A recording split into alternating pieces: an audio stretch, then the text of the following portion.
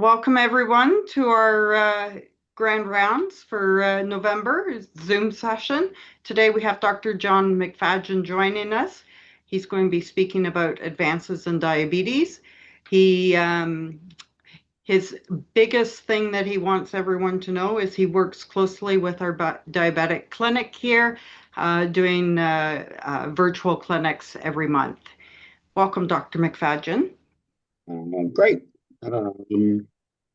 Great. Okay, so thank you guys for coming out. I will try in my presentation not to do too much similar to what I did the other night. This will be a general overview of, I'm going to say, my life in diabetes in the last 27 years since I've been in Orillia. So again, I am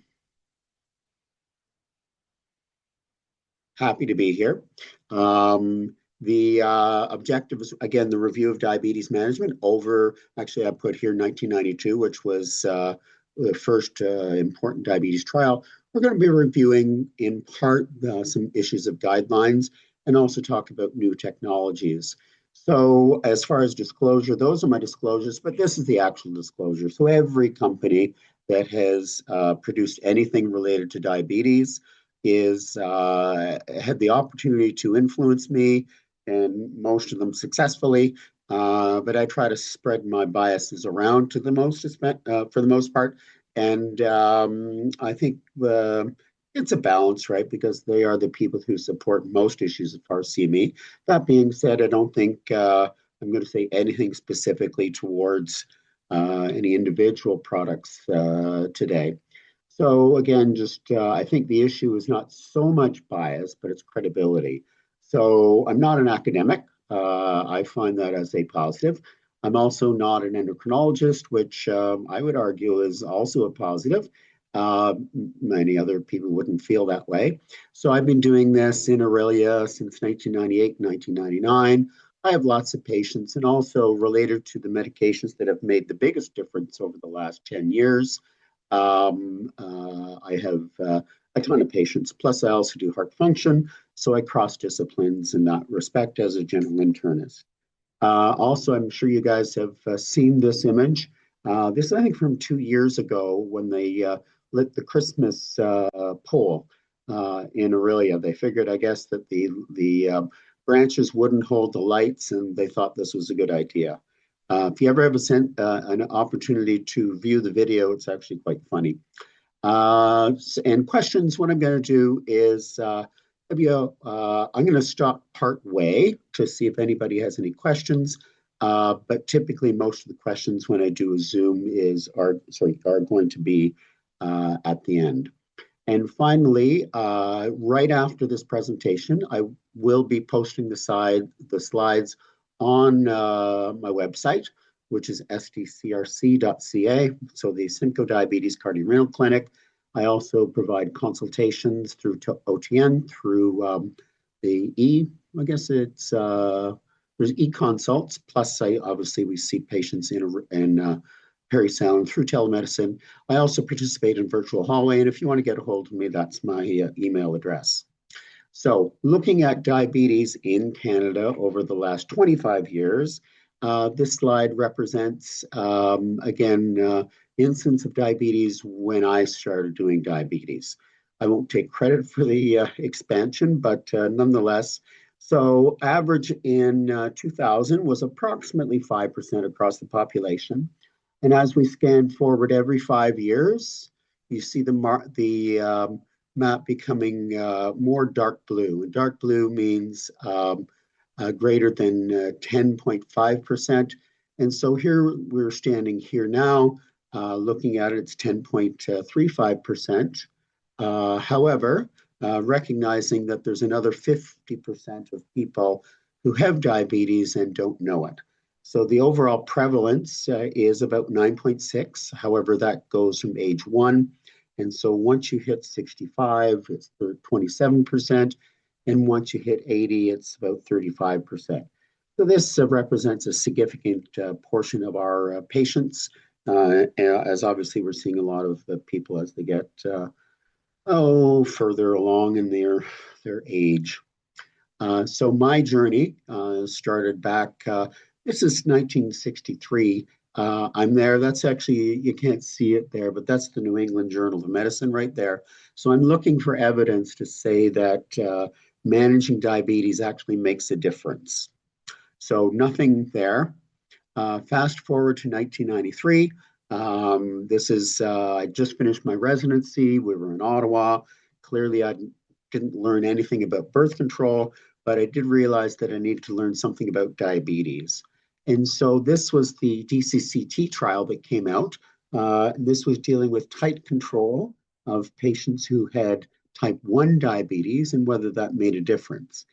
This is the retinopathy slide. And so people on conventional therapy, conventional targets, pardon me, as opposed to aggressive targets, there was quite a significant, about a 75% reduction, which started at about year 4. Same for, sorry, this is new retinopathy, and this is progression of retinopathy. Pretty impressive changes. I'd let you know, though, that conventional was the A1C achieved was about 9 compared to 7. So this was quite a significant difference. And that was the first evidence, really only 1993, that what we did made a difference. This is for type 1s. This is almost all related to microvascular disease. So welcome to Aurelia in 1998. My kids are happy. They're all smiling. And this was the first trial in type 2 diabetes. So this was called the UKPDS. So this was a trial of people initially diagnosed as having diabetes at the very beginning. So it's not partway through the disease process. It's actually from the beginning. And they were randomized to conventional control versus intensive control. The difference from an A1C perspective was actually only 0.7 as compared to the 2.0 in the DCCT. And this was actually just a subcomponent of the trial, which looked at people on metformin. And in fact, most of the benefit of the trial, funny enough, were people who were randomized to metformin as part of their intensive regimen. And so you saw all diabetes endpoints, but also endpoints related to predominantly microvascular disease when you looked at the A1C difference. And most of these other benefits were more in the patients who were on metformin. So if you excluded the metformin people from the study, it was only barely positive. And that's sort of why we still use metformin as a baseline.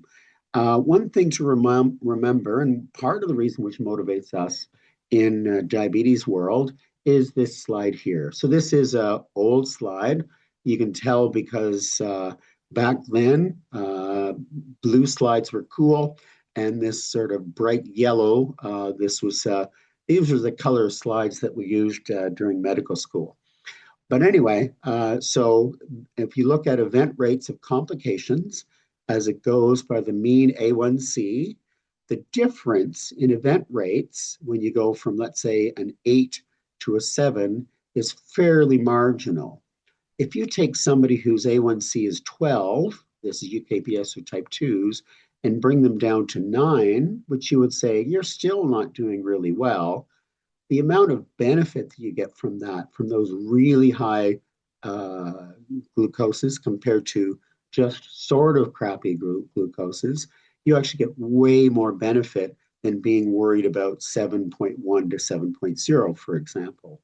And so while it may be sometimes challenging and difficult to be managing at the people who have very high A1Cs, your potential benefit, even if they don't end up with excellent sugars, the potential benefit's actually way more. So focusing on those 10 to 12s is clearly worth it from a complication perspective, whether you're dealing with type 1s or type 2s. And as an aside, when you put somebody with an A1C of the 12 on a pump, funny enough, even when they don't do much, even if they don't follow all the rules, even if they don't carb count, they end up with an A1C about 8 to 9, so which is to be a huge difference as far as complications. That's just something to keep in mind. So this was my actual slide. I've managed to find it. back in 2018, when I did talks when I arrived in Orillia.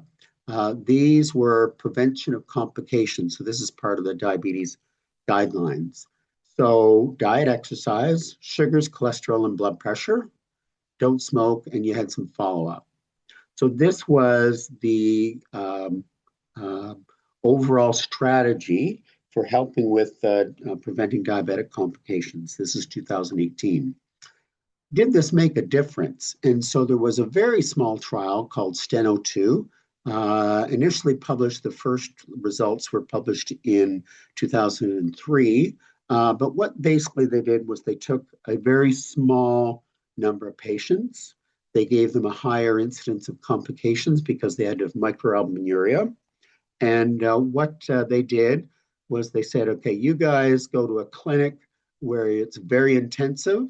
They're going to be very aggressive with glucose, blood pressure, and glucose, blood pressure, and lipids. They would see you every 3 months. They would make sure everybody was on this as compared to just following in clinical practice.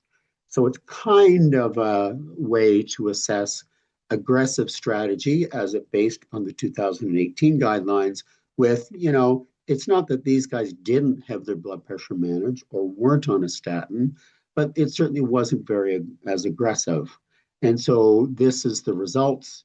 Again, there was a follow-up period as well, conventional therapy, so just a regular office practice versus intensive therapy. The interesting thing is this looks at cardiovascular events as opposed to the other trials.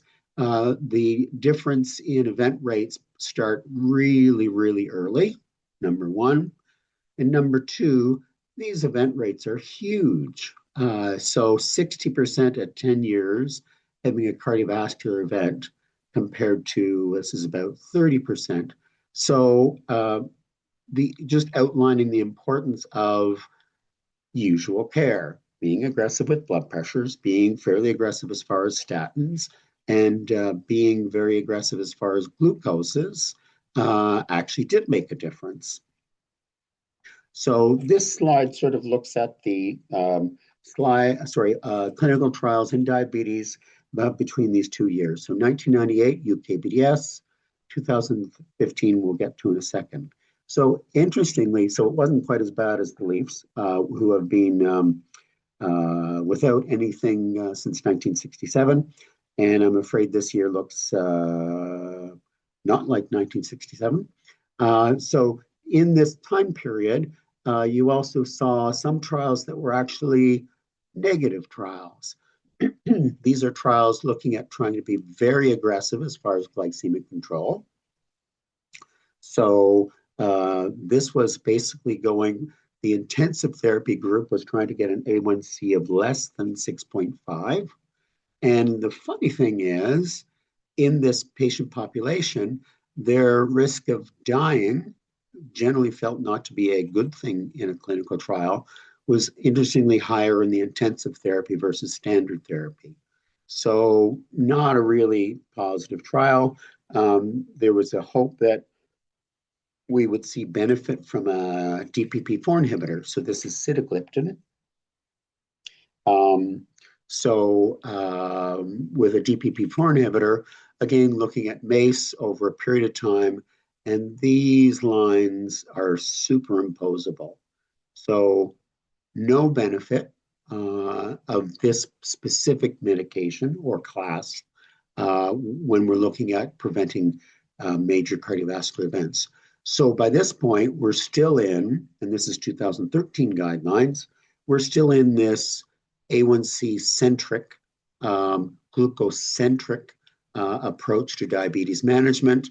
Metformin is, again, still considered the baseline therapy. And then you could add another glucose agent, depending upon these characteristics, which we're still using. So, so my ABCs are now ABCDEs for optimal glycemic control. Again, nothing much different. So over those 15 years, really no change of anything. Everything changed in 2015. So my daughter was married, so I became a father-in-law, I guess. That was a change for me in 2015. And however, this is the trial that basically changed my life, my clinical life, not so much my personal life, my clinical life. So this was presented, I think, in Denmark at about 11:30 a.m. Our time. I received the information at that time as well, and by 1:30 in the afternoon, we were applying it to people in our practice. So it was, again, quite a significant trial. So prior to that, I just assumed that making people pee out sugar was a bad thing. In fact, that was one of the things we were trying to avoid when we talked about diabetes management. Um, so, however, as it ended up, so patients with vascular disease and type 2 diabetes randomized to empagliflozin, otherwise known as Jardiance, had a overall reduction of 14% as far as cardiovascular outcomes or MACE. So reasonable and positive. And so for the first time, a specific medication as opposed to a target A1C, but a specific medication seems to make a difference, particularly for issues of heart failure. So a marked reduction in about 40% in people developing heart failure. Again, this is not for people with heart failure. This is people who just had vascular disease and all-cause mortality with a very impressive number needed to treat of 38. There's very few things over the approximately 3 years of the trial where you get a number needed to treat that low. So again, from an absolute perspective, very important. The other thing to note about this and the other trial, sorry, the other slide I showed, we're talking about an empagliflozin dose of 10 or 25, and there was no difference. So clinically, there is no difference between using 25 and 10. There's only a modest change in your A1C between these of about 0.2. And so I would rarely go to empagliflozin 25. I would say I almost exclusively go to an empagliflozin dose of 10. So risk reduction, this is from a meta-analysis. So MACE was only modestly reduced. We didn't talk about this, but renal outcomes and mortality across the various trials also was significantly beneficial. So this was the first trial that was looking at an outcome related to the medication as opposed to related to a specific A1C. Around the same time, a year later, we saw the SUSTAIN trial, which was using in a very similar patient population. So this would be semaglutide, otherwise known as Ozempic. Again, showed quite a significant reduction, mostly driven by stroke, which most of the GLP-1 trials seem to be driven by that. The other thing to note is when the curves start to separate. So these curves start to separate fairly quickly. But if you look, I'm going to go back here, sorry, to, for example, this, your curves separate within a week, actually, of starting the medication from a mortality perspective, probably mostly related to heart failure being one of the outcomes. So again, both positive trials. Again, this slide summarizes MACE reduction, stroke reduction, and non-fatal MI reduction. So again, this is a medication, not an A1C focus, that reduces, again, mortality, morbidity, and important things. So one of the major things that comes out of this from an overall approach or perspective is that we have a shift. So we used to talk about, we use A1C lowering medications that reduce risk. So the focus was starting with an A1C. And so what we then sort of started talking about with patients is these are risk lowering medications that just happen to reduce A1C. And the other thing about this is it also kind of excludes the A1C from the discussion, which is actually pretty important because these are the same medications that, when used in non-diabetics, end up with basically the same,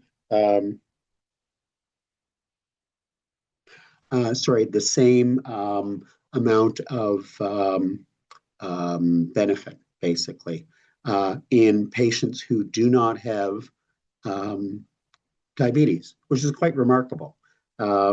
So these actually are not so much diabetic medications, these are cardiovascular protective medications.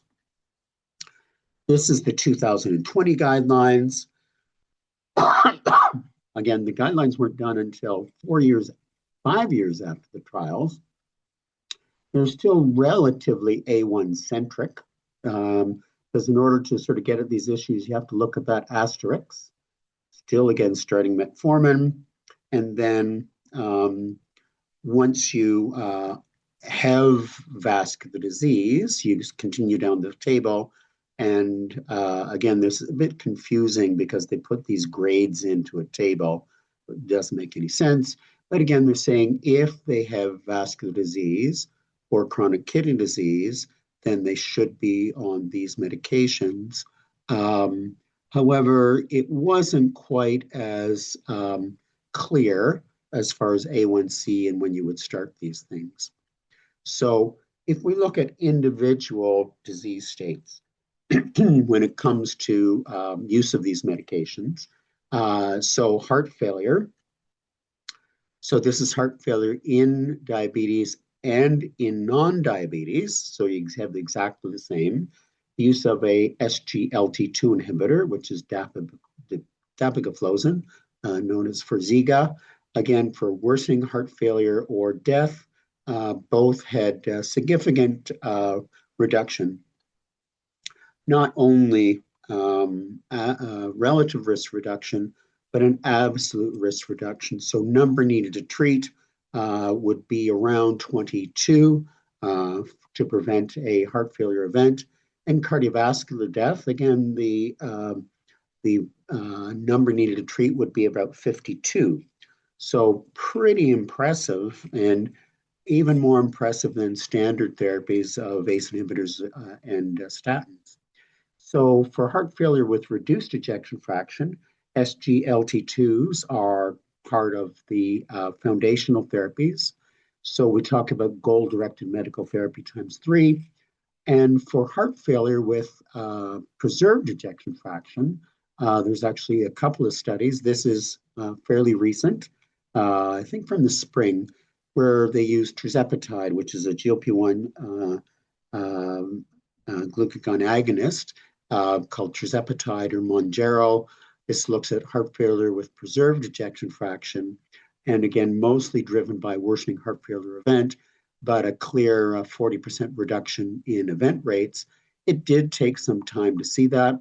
There's other studies, again, that show benefit from a overall health perspective. And so now, this is as of 2025, people with, they call it non-reduced, but otherwise known as preserved ejection fraction, the use of an SGLT2 inhibitor is first-line therapy. And also for people with a BMI elevated, using GLP-1 agonists are part of the guidelines as well. So pretty significant changes. And these are in patients, again, who don't have diabetes necessarily. If we look at kidney outcomes, again, we're going to see the same things. So this is diabetic nephropathy. So this goes back to 2003, I believe. So this is the use of losartan or irbesartan in type 2 diabetics, showed a relatively modest risk reduction of 20% or 16%, actually less dramatic than any of the other medications, but this was standard of care. So makes a great deal of sense. Took a long time to see the change. And still very high event rates, even in the treatment group. No therapies from 2000s to 2018, other than sub-analysis of the EMPA-REG trial. So nothing going on. Nephrologists were well, basically they were focusing on dialysis. These are two trials, also of SGLT2 inhibitors, looking at patients with diabetes and even patients without diabetes with a degree of proteinuria. Again, showing this is in the combined primary endpoint, but again, a 40% or 30% reduction in progression of chronic kidney disease, very low number needed to treat, so about 1 in 20 approximately for dapagliflozin. And again, this is in people without diabetes as well as with diabetes. Not only that, we saw very similar changes in this high-risk population, looking at, again, mortality. So absolute risk reduction of 2.1%. So a number needed to treat, again, of around 50 to prevent mortality in this particular population. So hugely important medications when it comes to that. Again, not surprising given the rest of the talk. You saw an improvement in the use of semaglutide, again, in very similar circumstances. Again, over the 4 years of the trial, you're seeing this number needed to treat of about 22, 23. So again, hugely important medication. This was in diabetics. I don't think this was in non-diabetics. And also you see this 20% reduction in mortality. Again, if you talk about number needed to treat, so that's 3% over 3 years. So if you treat 100 people with this medication in this patient population, if you treat 100 people for 1 year, you will prevent 1 death.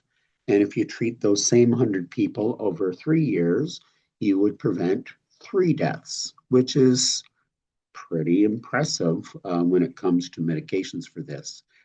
Just as an aside, so finerenone, which is a mineralocorticoid receptor antagonist, very similar to spironolactone, you see very impressive again, but not as impressive as the other agents, a reduction in progression. This is in kidney disease outcome, but also an improvement in cardiovascular disease in the same population.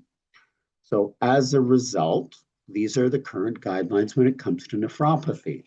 So you have RAS inhibitors like finerenone, like ACE inhibitors, ARBs. You have SGLT2 inhibitors.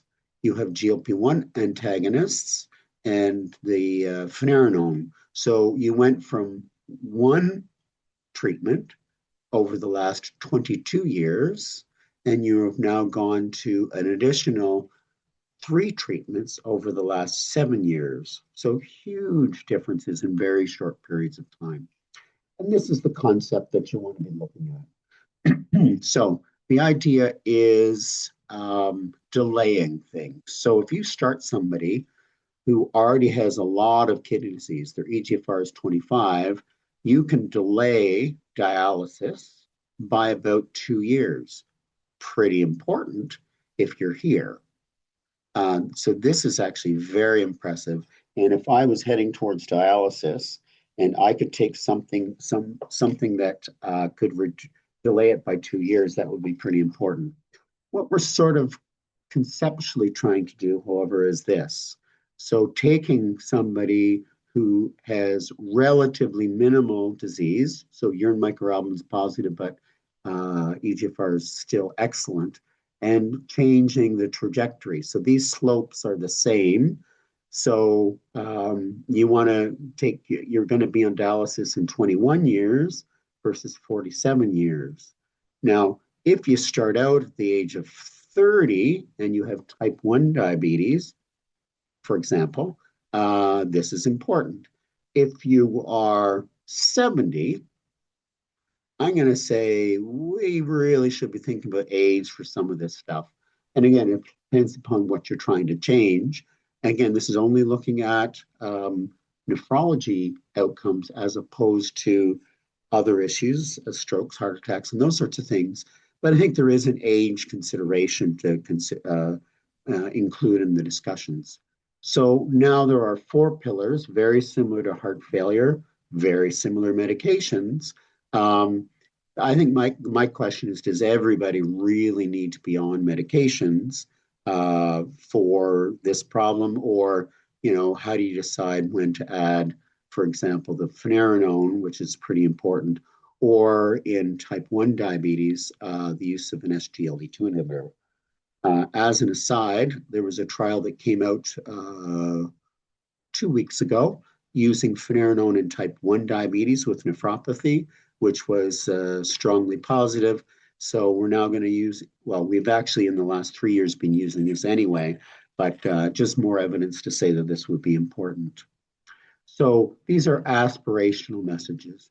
And the reason why I do diabetes and why I'm going to have to say even excited about diabetes, but usually I'm not emotional, is there's aspirational messaging. So we can actually, within the lifetime of our patients or within our own lifetime, because we can track those surrogate outcomes of ACR and such, you can actually, in your practice, see people that would have otherwise been heading towards dialysis, and they don't head towards dialysis because you've done something, whether EGFR is 50 or 60, as opposed to waiting for the nephrologist to sort of see them when their EGFR is 25 or 35. So this is actually within primary care and general internal medicine. So it's aspirational. I like this sort of one. This is a good kind of aspirational goals of being able to smoke at your birthday party when you're 100. Finally, before I stop and take some questions, the new thing on the block is going to be fatty liver disease or steatohepatitis related to metabolic issues. And so there was a trial of the use of semaglutide in people with steatohepatitis. So fatty liver disease in the States is now the most common reason for a liver transplant. And so there are medications that we can use to prevent the progression of fibrosis and cirrhosis. So this happened to be the ESSENCE trial. So using semaglutide at a fairly high dose versus placebo and looking at people progressing towards fibrosis. So you had to have a biopsy-proven fibrosis, but not cirrhosis, and looking at, again, outcomes of resolution of steatohepatitis and actually reducing liver fibrosis. So you can actually take somebody with liver fibrosis and get rid of the fibrosis, which is quite remarkable, and something that we're going to be doing more about. And so now, as of 2025, this happens to be the new guidelines for liver disease. So FIB4, we're now screening or suggesting screening everybody every basically 2 years.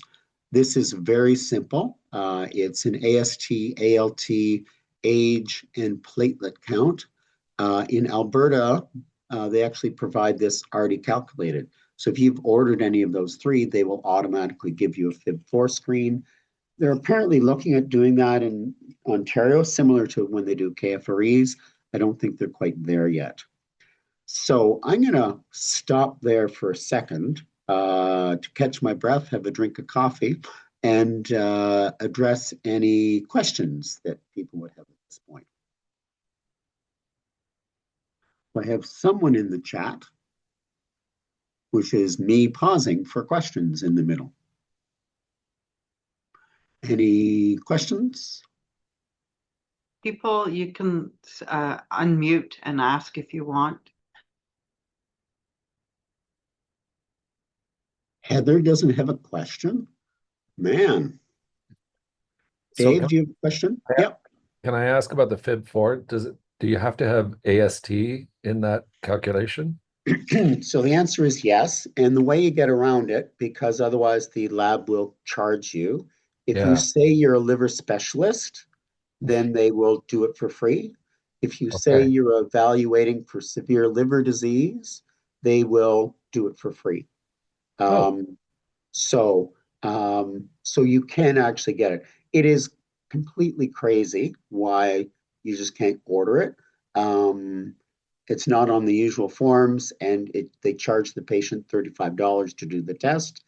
But if you actually say, you're doing it for severe liver disease, I say that I'm a liver specialist as much as I'm a diabetes specialist because I am um, a general internist. You can get that through. So this is something you're going to add to your routine screening at some point. Part of the challenge, though, is basically a lot of people are going to be in this level, and so this is you're supposed to get a fiber scan. I don't know if anybody's doing fiber scans in Parry Sound. There is fiber scans that they do in the liver clinic in Barrie. Uh, there's a problem with access. There is another test called the ELF, which is extended something or other fibrosis, which includes other blood tests, which I'm not familiar with, but the lab charges about $300 to do this on blood work. So again, usually fiber scans they charge about $100. Um, but we are going to need to get into this because we are seeing patients with diabetes who don't consume a lot of alcohol end up with cirrhosis. I don't really know the actual incidence, but it is certainly compelling to be looking at some of these issues. And actually, the reason is if you're having these sorts of issues, I can tell you the gastroenterologist couldn't care less about using a GLP-1 agonist, um, even with this information. But we can, and we do because we feel comfortable about using the medication. So in the next 10, 15 minutes, we're going to talk about some new information. Let me just get my screen organized. Sorry, there's another question from Katie. Oh, Any go ahead, solutions Katie. to any solutions to overcome barrier to coverage for GLP for treatment for fatty liver for those without private coverage and not a diabetic? um, so, uh, good question. So, not a diabetic is a bit of a challenge, as well as no. So, are the two, I'm going to say you need to figure out if you can make these medications as cheap as possible. And then you say, this is something that has multiple benefits for you. Would you consider paying for it?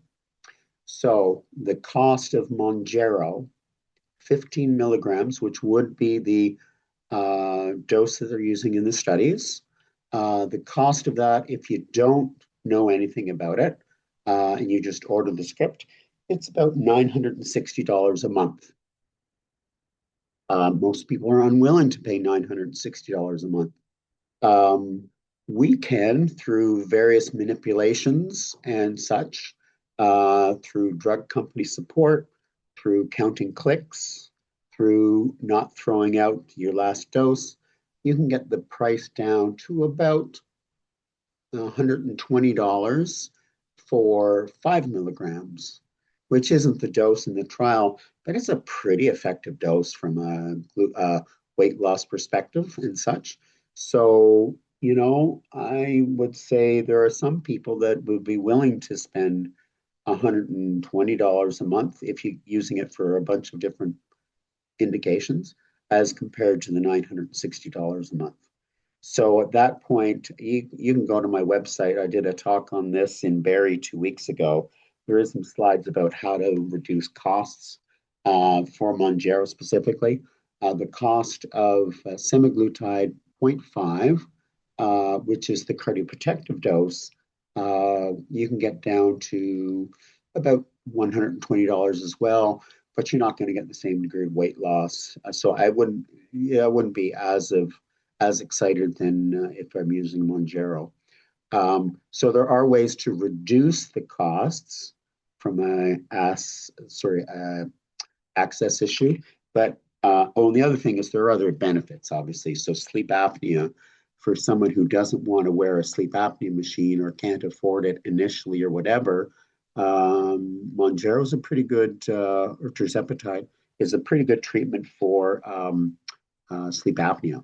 So again, they may have other benefits that when you put them all together and you get rid of some medications that are not beneficial, such as, for example, a DPP-4 inhibitor, you can perhaps have the medications used for a different indication. So new information. This is comparing tirzepatide for, oh, I've got the wrong article. I'll have to change that slide. So this was the recent trial looking at dulaglutide or Trulicity versus tirzepatide or Mounjaro from a cardiovascular perspective.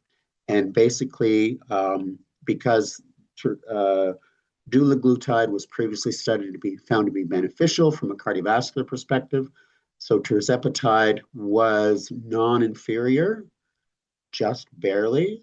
So but I would say, basically it's a little bit better than dulaglutide, which is good. So I'm going to say it's probably very similar to semaglutide. There'd be no reason to think that it was any different. The other thing is from an A1C perspective and from weight loss, tirzepatide is a ton better than dulaglutide, and yet you only saw a slight difference. So there seems to be probably a drug class effect rather than necessarily just related to the weight loss or just related to the A1C. There was, again, this was exploratory because it's a secondary endpoint, but it was beneficial from, I would say this is beneficial from a mortality rate, mostly because this would be consistent with the semaglutide trials. So I don't mind interpreting things as long as it's not, as long as it's just consistent with other trials. If somebody's going to do a meta-analysis and say yes, so you can do that in front. Next thing to talk about is glucose monitoring. So I'm not sure if you guys remember peeing on a stick. This would have been got rid of that in the early 80s. As far as testing, if you didn't have any sugar in your urine, that was a good thing.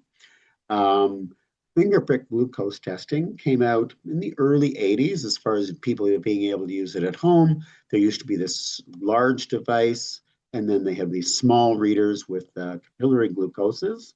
So this was a major advance. And now we're dealing with CGM, so continuous glucose monitors.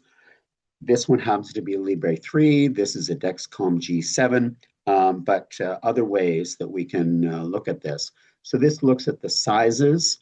So the new one, which is covered by the government as of tomorrow. So Libre 3s are currently now in AHB, but are coming out tomorrow covered by ODSP and ODP. So a lot smaller, a lot thinner, so less likely to be knocked off. This is the old Dexcoms, which was transmitter and sensor were separate. This is the new Dexcom G7. Dexcom G7s are also covered for type 2 diabetes as well. There's different ones. They all sort of transmit into either a phone or a device, and they give you the overall sugar. So there's various pros and cons between the two, so I'm not going to get into that because this is way better than not having the numbers. And these are just an example of sensors that now talk to pumps.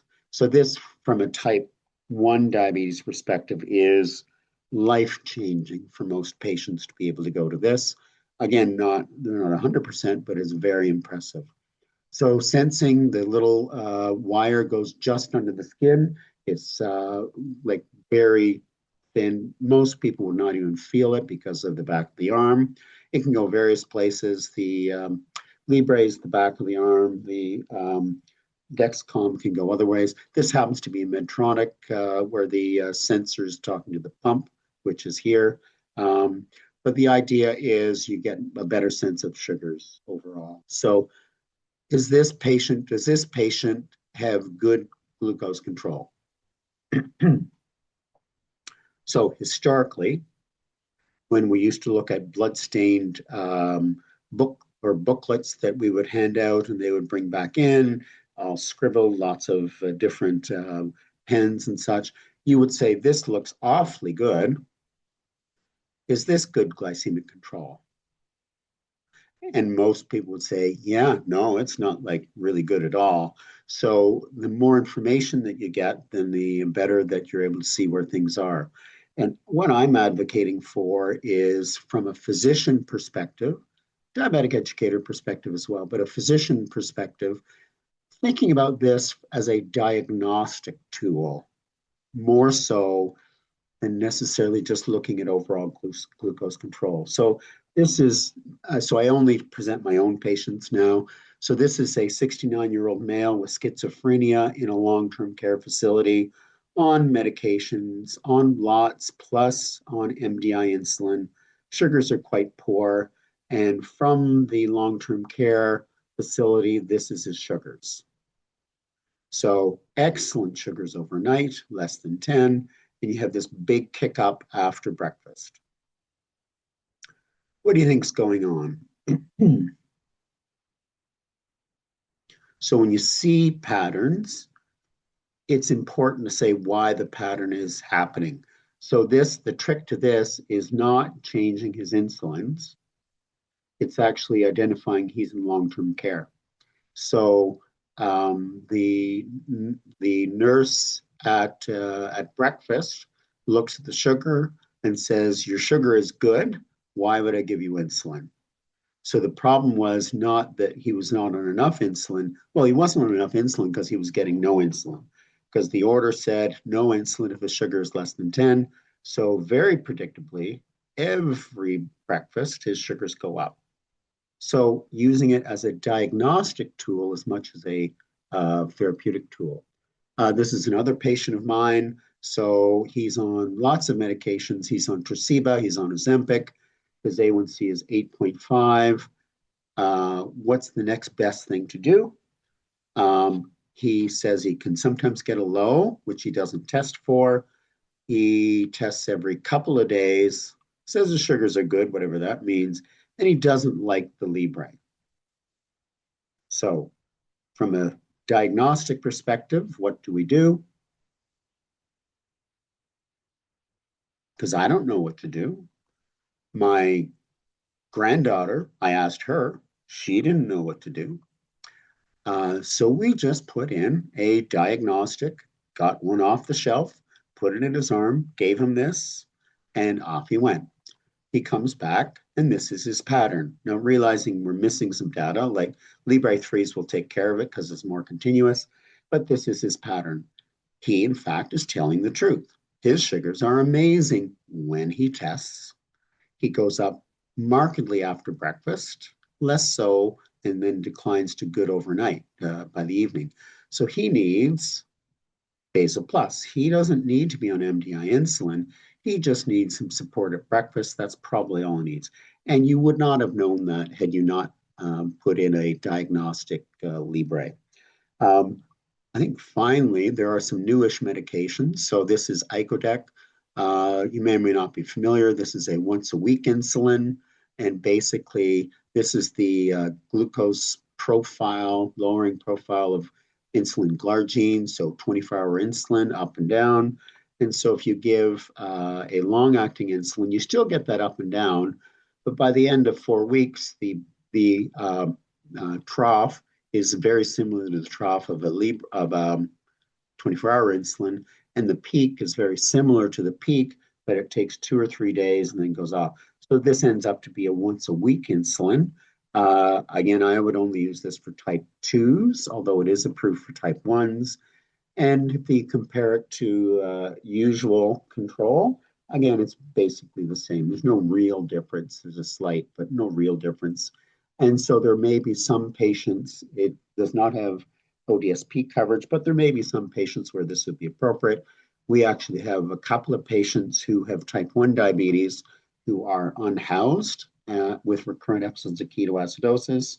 So we've negotiated with the pharmacy who is providing their methadone to get an observed dose of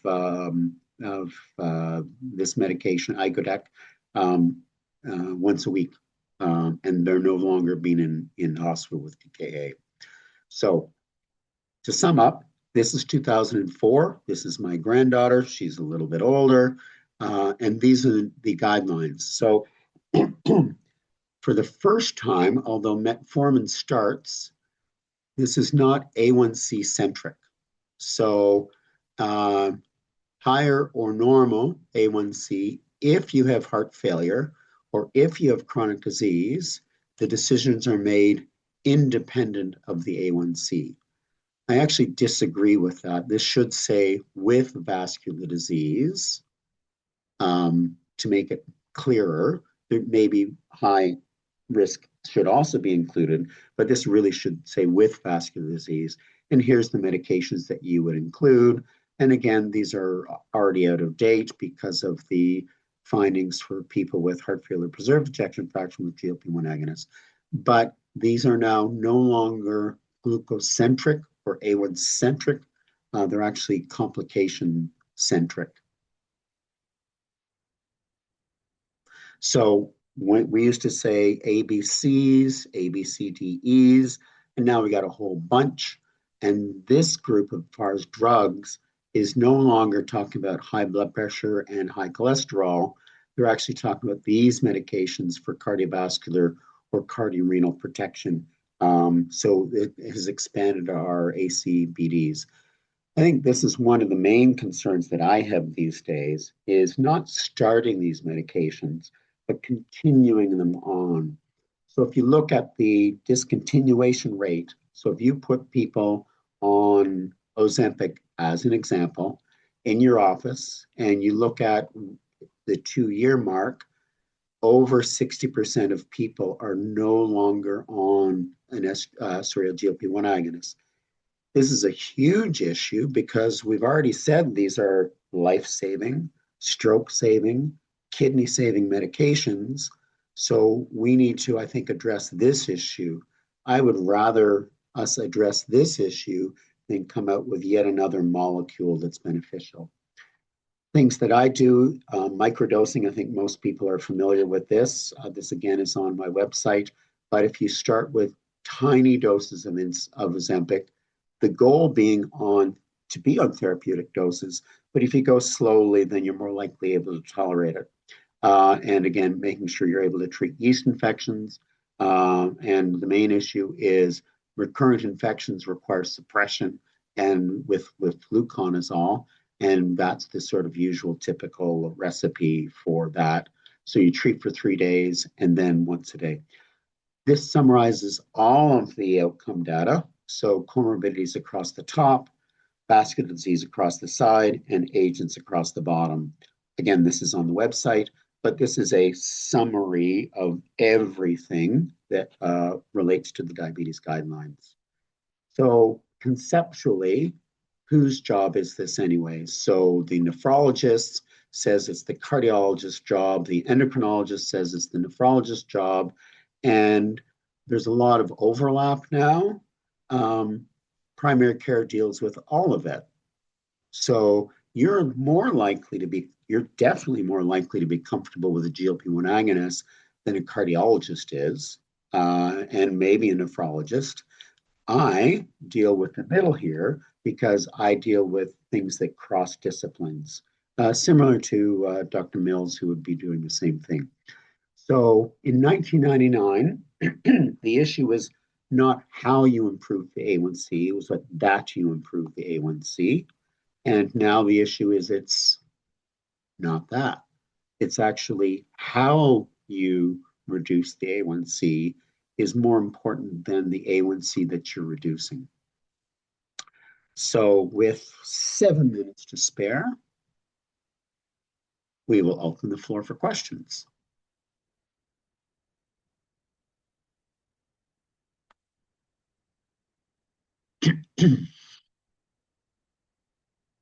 So this is, if you're looking for these slides or any of the slides from my presentations, they're on this website. And as soon as we finish today, I will be going to my website and adding this presentation on there so you can have that.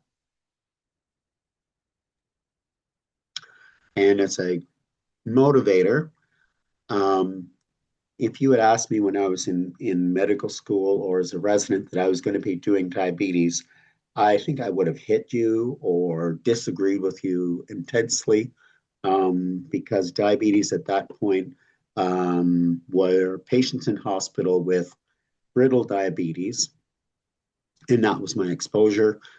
These days, you could just have such a huge impact upon your patients who have a high risk for mortality, morbidity, and things that you can see in your own practice that you can influence and change, which make a big difference. So 27 years ago, there was almost nothing. Now there's all sorts of opportunities to make a difference. And that's basically, I think, what makes diabetes much more exciting than it used to be. Any other questions?